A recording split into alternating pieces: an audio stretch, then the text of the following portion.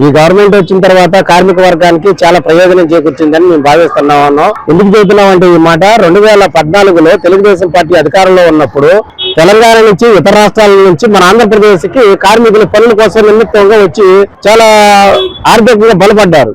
అదే YCP government ఒక chance ఒకసారి వచ్చిన తర్వాత ప్రజలు కూడా నమ్మి ఒకసారి అవకాశం ఇద్దామని చెప్పేసి ప్రజలు నమ్మి మోసపోయారు. మోసపోయినందుకు జగన్మోహన్ రెడ్డి గారి ప్రభుత్వం కార్మిక వర్గాన్ని నట్టేట ముంచింది. అది అసంఘటిత కార్మికులు కావచ్చు, సంఘటిత కార్మికులు కావచ్చు, ఎవరైనా కావచ్చు, ఏదైనా కానీ కార్మిక వర్గానికి అన్ని వర్గాలకి న్యాయం జరిగిందంటే తెలుగుదేశం ప్రభుత్వంలో జరిగింది, చంద్రబాబు గారి నాయకత్వంలో జరిగిందని మేము సంపూర్తిగా చెబుతున్నాం. ఎందుకు చెబుతున్నామంటే అన్ని వర్గాల కార్మికులకి అంగన్వాడీ కానీ, ఆశా కార్యకర్తలు కానీ, మధ్యాహ్న భోజన కార్మికులు కానీ, అసంఘటిత కార్మికులు కానీ, ఆధార కార్మికులు కానీ, అట్లాగే ముఠా కార్మికులు కానీ, హమాలీలు కానీ, పంచాయతీ కార్మికులు కానీ, ఏ కార్మికులను కావచ్చు తెలుగుదేశం గవర్నమెంట్ లోనే వాళ్ళకి లబ్ధి చేకూర్చింది తప్ప వైసీపీ గవర్నమెంట్ లో ఎక్కడ కూడా కార్మిక వర్గానికి న్యాయం జరిగినటువంటి పరిస్థితి లేదు. కార్మిక వర్గం ఇంకా ఆయన ప్రభుత్వంలో ఆత్మహత్యలు చేసుకున్న చరిత్ర, దేశ చరిత్రలో ఎక్కడైనా చూసామంటే ఆంధ్రప్రదేశ్ లో జగన్మోహన్ రెడ్డి గారి పరిపాలన చూసాం. కార్మిక బాంధవుడు ఎవరన్నా ఉంటే చంద్రబాబు నాయుడు గారు అని చెప్పి ఈ సందర్భంగా చెబుతున్నాం. కార్మికుల ద్రోహం ఎవరన్నా ఉన్నారంటే జగన్మోహన్ రెడ్డి గారు అని చెబుతున్నాం. ఒకటండి, లంచగొండితనం చాలా తగ్గిపోయిందండి. అసలు లంచగొండితనం అనేది ఎక్కడ కనపట్ల. ఇటువరకు అంటే ప్రతిదానికి లంచం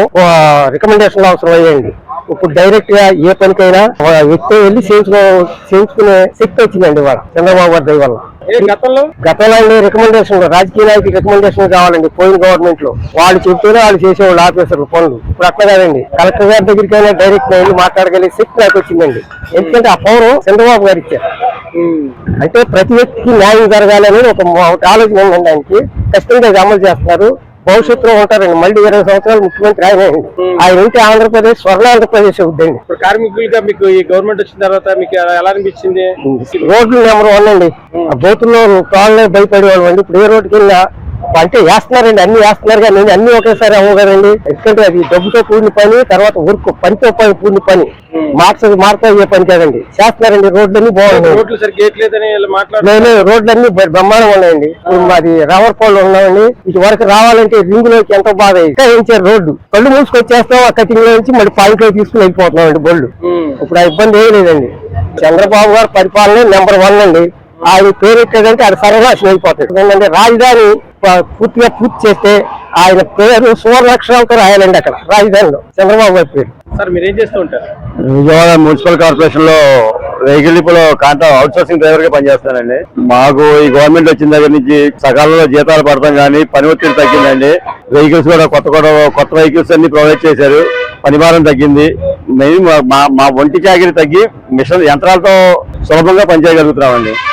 గతంలో ఎలా ఉంది? గతంలో చిన్న సమస్యలు ఉన్నాయండి. వీక్లీ ఆఫర్ కూడా ఉండేవి కాదు మాకు. చంద్రబాబు నాయుడు గారి విజనరీతో శానిటేషన్ కి ఎప్పుడైనా పెద్దపేట వేస్తారన్న సంగతి ఆంధ్ర రాష్ట్ర ప్రజలందరికీ తెలుసండి. అదే విధంగా మా విజయవాడ మున్సిపల్ కార్పొరేషన్ లో కూడా చంద్రబాబు నాయుడు గారి ప్రభుత్వం వచ్చిన కొత్త వాహనాలు ఇవి తీసుకొచ్చి వర్కర్ల మీద భారం తగ్గించి పని ఒత్తిడి తగ్గించి తేలిగ్గా ఎక్కువ పని ఎలా జరగాలనేది ఈ ప్రభుత్వంలో జరిగినంతగా ఇంకా ఇప్పుడు జరగదండి. అది మేము దాదాపు 15-18 ఏళ్ల నుంచి ఈ వీళ్ళలోనే ఉన్నాము. ఇదే పని మాకు ఈ ప్రభుత్వం ఉన్నప్పుడు పని భారం తగ్గుద్ది. అది సంతోషం అండి మాకు.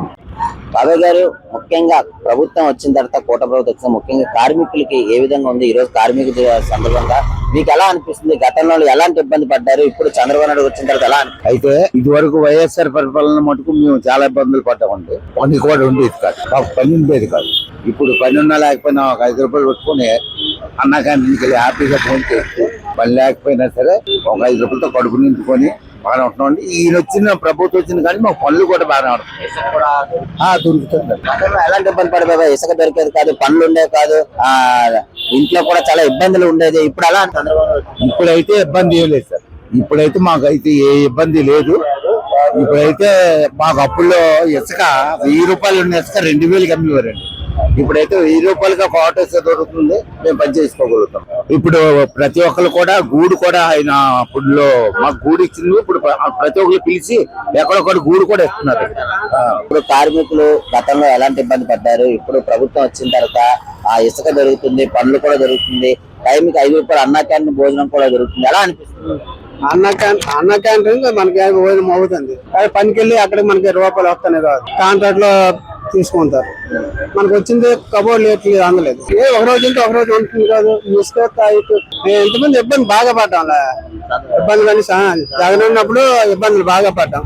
ఇప్పుడు ఏమో ఇప్పుడు పర్లేదు, అన్నిటిగా అందుబాటులో ఉన్నాయి. అప్పుడు రేషన్ కార్డు లేకపోతే కొందరికి లేవు, ఇప్పుడు వస్తాయి, అన్ని వస్తాయి. ఇప్పుడు అన్ని బాగుంది. మరి ఎవరికి అంతా బాగుంది వస్తాడు, మళ్ళీ చంద్రబాబు నాయుడు వస్తాడు. కార్యక్రమం తప్పనిసరి.